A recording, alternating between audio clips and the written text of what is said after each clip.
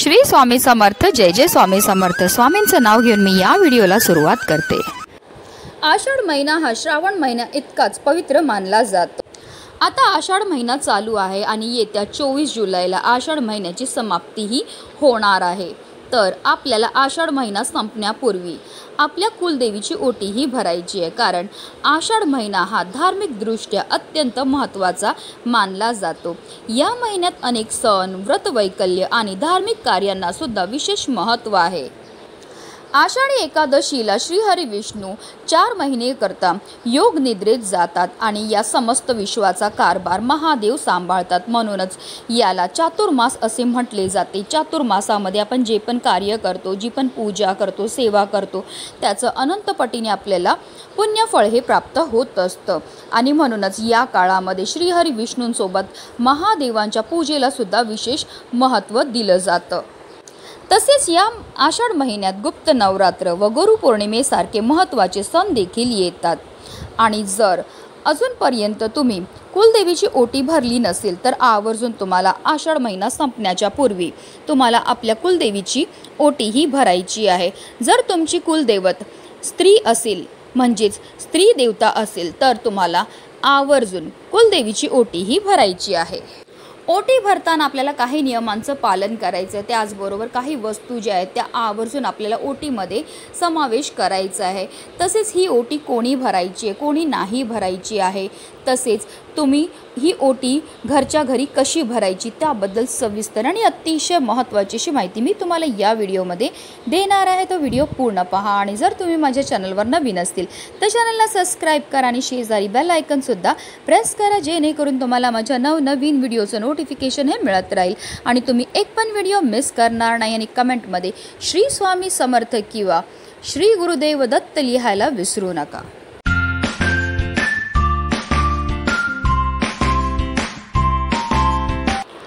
कुलदेवी ही प्रत्येक कुटुंबाची आराध्य दैवत असते। ती त्या कुटुंबाचे संरक्षण करते आणि त्यांच्या कल्याणासाठी कार्यरत असते। प्रत्येक घराण्याचे एक कुलदैवत असते। बहुतेक घरामध्ये लग्न, मुंज, वास्तू, मंगल कार्य अशा मोठ्या कार्यक्रमानंतर कुलदेवतेला जाणं हा महत्त्वाचा भाग असतो।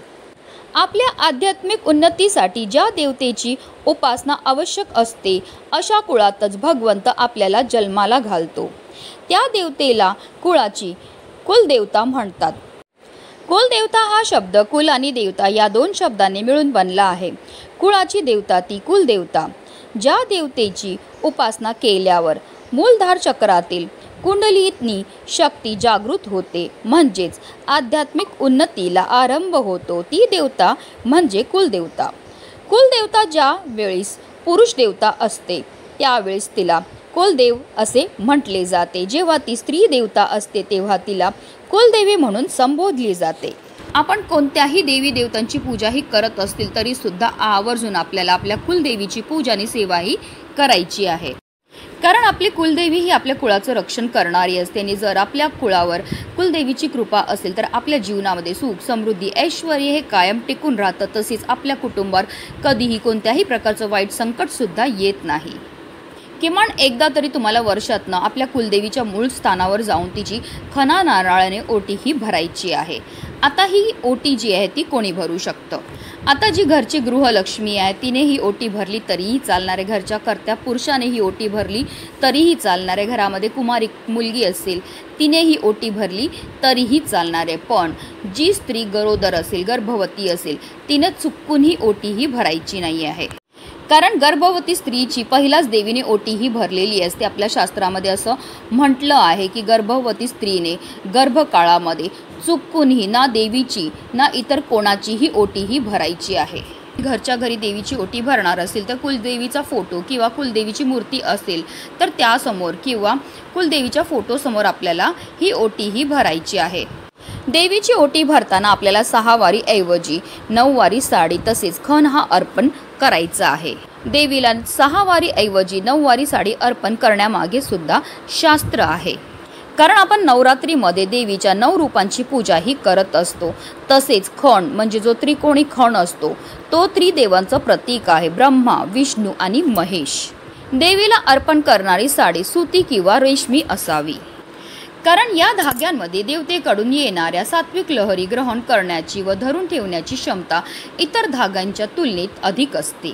तसेच जी ओटीत आपण साडी घेणार आहे त्याचा रंग काळा किंवा निळा नसावा, त्याऐवजी आपण लाल, केशरी, पिवळा, हिरवा, जांभळा असा रंग घेऊ शकतात।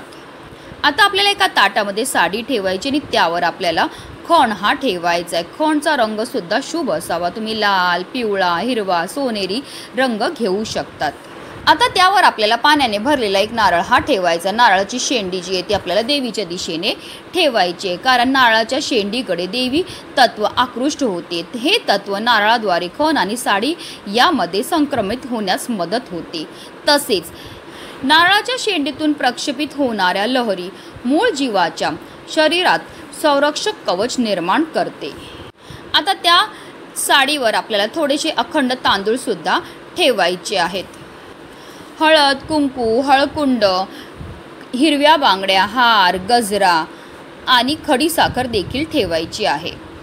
अनेक लोक 5 वाण ठेवतात, ज्यात हळकुंड, सुपारी, खारीक, बदाम आणि श्रीफळ यांचा समावेश असतो। आणि जी वस्तू ओटीमध्ये आवर्जून असायला हवी तो म्हणजे तांबूळ। ओटीत पाण्याचा विडा ठेवणे देखील महत्त्वाचे, यालाच आपण तांबूळ असे म्हणतात। यात सुपारी किंवा तंबाखू नसावा। तसेच आपल्याला आपल्या यथाशक्तीप्रमाणे त्या ओटीमध्ये आपल्याला दक्षिणा सुद्धा ठेवायची आहे।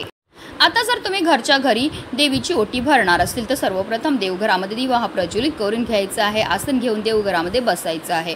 सर्वप्रथम आपल्याला देवीला हळद कुंकू अक्षता अर्पण करून घ्यायच्यात, स्वतःला हळद कुंकू लावून घ्यायचं आहे आणि त्यानंतर एक ताट घ्यायचं। ताटामध्ये आपल्याला साडी ठेवायची, साडीवर आपल्याला खण ठेवायचा आहे।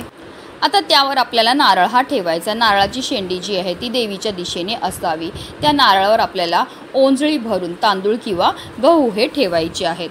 त्यावर आपल्याला एक सुपारी, एक लेकुरवाळं हळकुंड, लेकुरवाळं हळकुंड म्हणजे ज्या हळकुंडाला फाटे फुटलेले असतात असं हळकुंड ठेवायचं आहे। त्याचबरोबर एक सुपारी ठेवायची आहे, एक हिरवी वेलची ठेवायची आहे, एक खोबऱ्याची वाटी, तसेच खारीक, बदाम, तसेच त्यावर आपल्याला एक वेणी किंवा गजरा ठेवायचा। त्याचप्रमाणे आपल्या यथाशक्तीप्रमाणे आपल्याला दक्षिणासुद्धा ठेवून घ्यायची आहे। त्याचबरोबर जर तुम्हाला शक्य झालं तर 16 शृंगार देवीला अर्पण करा। आता 16 शृंगार देणं शक्य नसेल तर 16 शृंगारापैकी 1, 2, 5 अशा तुम्ही ज्या पण वस्तू आहेत त्या देऊ शकता। टिकली, गजरा, हिरव्या बांगड्या, हळदी कुंकू, नेल पॉलिश असं ज्या पण 16 शृंगाराच्या वस्तू आहेत त्या आपल्याला ओटीमध्ये ठेवायच्या आहेत।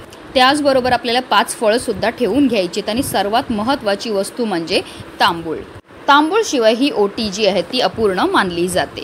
अशा रीतीने आपल्याला ओटीचं जे ताट आहे ते तयार करून घ्यायचं आणि ताटासकटच आपल्याला ही ओटी जी आहे ती उचलून घ्यायची आहे। आता हे ताट जे आहे ते आपल्या छातीसमोर धरायचं आहे। अशा पद्धतीने आपल्याला देवासमोर उभं हे राहायचं आहे। देवीकडून चैतन्य मिळावं आणि आपली आध्यात्मिक उन्नती व्हावी अशी देवीला आपल्याला भावपूर्ण प्रार्थनाही करायची आहे।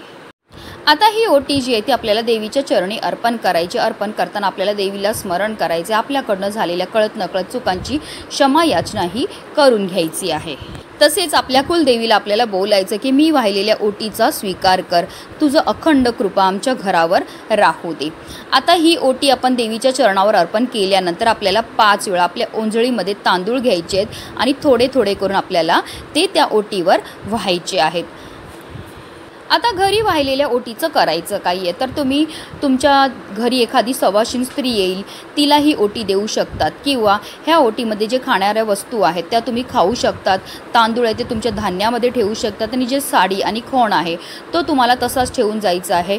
जेव्हा पण तुम्ही तुमच्या कुलदेवीच्या दर्शनाला मूळ स्थानी जाणार असतील तेव्हा आवर्जून हा खण आणि साडी घेऊन जायची आणि तिथे देवीची खणा नारळाने तुम्हाला ओटी ही भरायची आहे।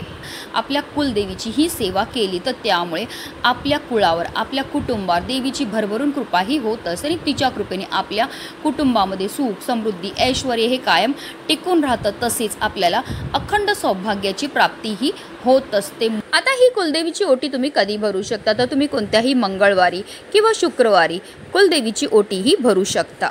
म्हणूनच व्हिडिओ जास्तीत जास्त लोकांपर्यंत शेअर करा जेणेकरून प्रत्येकाकडनं ही सेवा झाली पाहिजे हीच मनामध्ये इच्छा। श्री स्वामी समर्थ। जय जय स्वामी समर्थ।